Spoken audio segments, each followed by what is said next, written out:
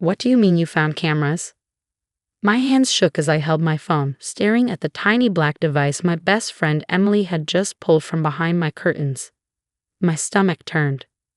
There's more, Emily said angrily. I found 3 so far. 1 in the kitchen, 1 by the front door, and now this one. They're hidden well. I only noticed them while cleaning the windows. My name is Anna, and I never imagined I'd find secret cameras in my own home. But I knew exactly who put them there. Margaret, my mother-in-law. She had been trying to control my life from the moment I married her son David. Found another one, Emily called. It's pointing at your bedroom door. I felt sick. 4 cameras. 4 different angles of my private life. My hands moved to grab one, but Emily stopped me. Don't touch them yet, she warned. We need proof first. She was right. Emily wasn't just my best friend, she was a detective. This wasn't just creepy, it was illegal. Margaret had always been overbearing, but this was worse. I thought back to her last visit when she insisted on helping while David was away. She had probably planted the cameras then. I can't believe she'd do this, I whispered, but deep down, I could. Margaret had been getting worse. She would show up uninvited, criticize my housekeeping, and spread lies about me to David and his family. David always made excuses for her. That's just how Mom is, he'd say. But this wasn't just being overprotective. This was an invasion of my life. Emily pulled out her phone, inspecting the cameras. These are high-tech, wireless, motion-activated. Someone set these up professionally. Just then, my phone buzzed. Margaret. Just checking in, dear. How are you holding up alone? I worry about you. I nearly laughed. She wasn't worried, she was watching me. Then a terrifying thought hit me. Emily, I said slowly, if these cameras are live. Emily's eyes lit up. Then we can use them. Act normal, don't let her know we found them. But let's give her something to watch. I took a deep breath. What do you have in mind? First, we gather evidence. Then, we catch her spying. And after that, Emily smirked. We make sure she regrets it. I texted Margaret back. I'm fine, just having tea with a friend. Thanks for checking in. Seconds later, she replied, Oh, you have company? Who? I smiled. She was trying to figure out who was in the house. I stepped into the living room where I knew a camera was hidden, while Emily stayed out of sight. That night, after Emily left, I sat alone, staring at the camera. I wanted to rip them all down, but Emily was right. We needed proof. And Margaret needed to be caught. I called David. Hey, how's the trip? Boring. Mom called, said she's worried about you. Of course she did. I'm fine, I said. Actually, I was thinking about working on that family photo album she wanted. David hesitated. That's nice. She'll love that. I smiled, knowing Margaret was watching. Yes, I think it's time to go through everything. All the pictures, all the memories. After hanging up, I grabbed our wedding album and sat where the camera had a clear view. I slowly laid out photos, Margaret glaring at our engagement party, her trying to wear white to my wedding, her pushing my family away in group pictures. My phone buzzed. Margaret again. Don't stay up too late with those photos, dear. You look tired. I smiled directly at the hidden camera.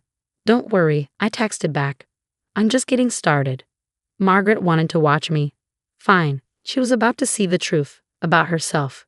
The next morning, I put our plan into action. Emily had set up a system to track when the cameras were being accessed. Now I could see exactly when Margaret was watching, and she was watching a lot. As I made breakfast, I made sure to stand in view of the kitchen camera. I called my sister, speaking loud enough for the microphone to catch every word. You won't believe what I found, I said. Remember those strange things I told you about? Doors unlocking on their own, objects moving. Well, I think someone's been in our house. I paused, watching the small red light on the camera flicker. Within minutes, my phone buzzed. Margaret, is everything all right? Do you need me to come over? I smirked.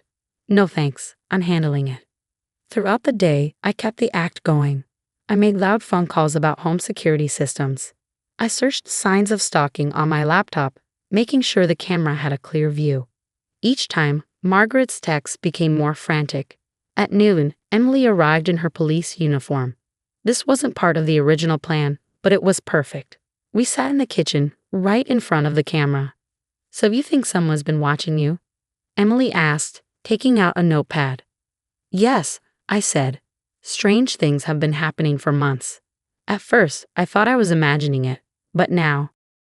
I listed everything Margaret had done, the surprise visits, the rumors, and now the hidden cameras. Emily nodded, keeping her tone serious. These are serious crimes: breaking and entering, stalking, invasion of privacy. We'll need to investigate. My phone buzzed again. Margaret was calling this time. I ignored it. The thing is, I continued, staring at the camera, I think I know exactly who it is. The camera light flickered. She was watching. After Emily left, I walked through the house, pretending to search for more cameras. My phone rang nonstop, Margaret, then David. I finally answered. Anna, Mom's freaking out, David said. She says you're accusing her of something. Did she tell you she's been in our house? I asked. Or how she always seems to know exactly what we're doing. Silence. Then, what are you saying?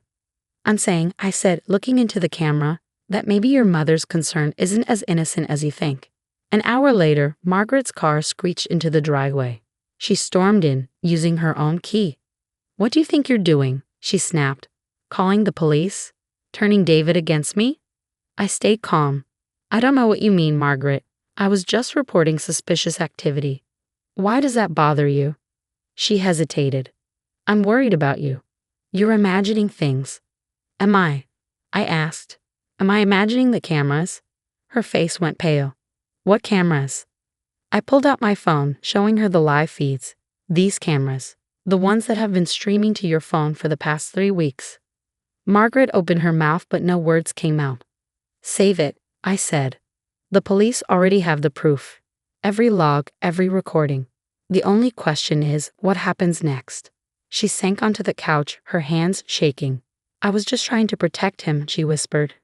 No, I said firmly. This stops now. Either you tell David everything or I will. Right on cue, we heard David's car pull in. Margaret's face crumbled as she realized it was over. David looked between us, confusion etched on his face. What's going on? Mom, why are you crying? Before Margaret could spin another lie, I held up my phone, showing him the live camera feeds. Your mother installed hidden cameras throughout our house, I said quietly. She's been watching us for weeks. The silence that followed was deafening.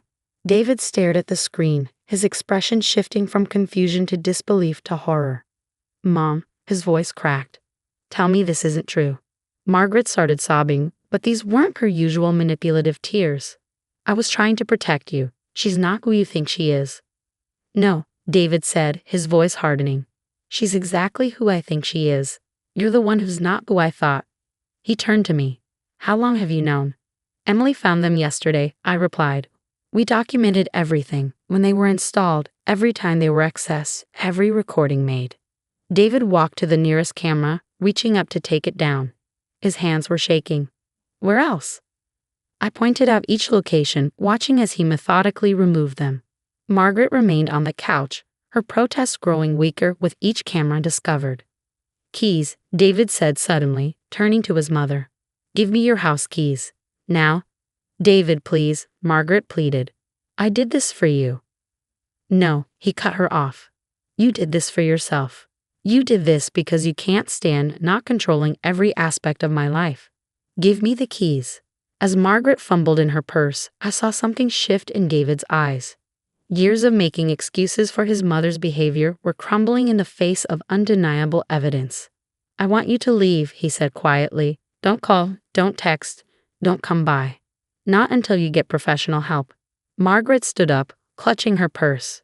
You're choosing her over your own mother? I'm choosing to have a healthy marriage without your interference, David replied. I'm choosing to set boundaries that should have been set years ago. After Margaret left, David and I sat in our living room, the dismantled cameras scattered on the coffee table. I'm so sorry, he whispered. All those times you said something felt off, that things had moved. I should have listened. I took his hand. You're listening now. That's what matters. The next few weeks brought significant changes. David started therapy to work through his complicated relationship with his mother. Margaret, faced with the possibility of legal charges, agreed to seek professional help as well.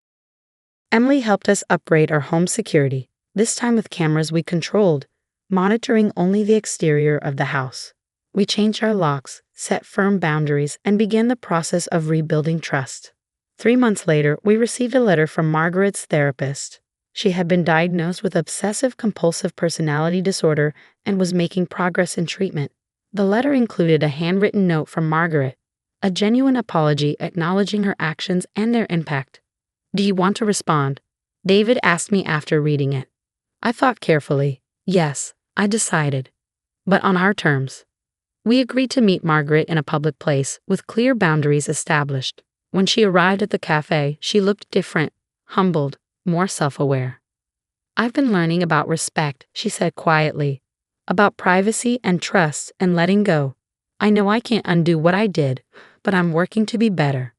It wasn't a perfect ending. Real life rarely has those. But it was a beginning. Margaret learned that her attempts to control us had nearly cost her everything. David learned to stand firm in protecting our marriage, and I learned that sometimes the best revenge isn't revenge at all. It's holding up a mirror and letting someone see the truth about themselves. Our home became truly ours again, free from unwanted surveillance and uninvited intrusion. The spaces that had felt violated were reclaimed, filled now with genuine laughter and honest conversations. Last week, Margaret sent another letter. Inside was a certificate showing she'd completed her therapy program, along with a simple note.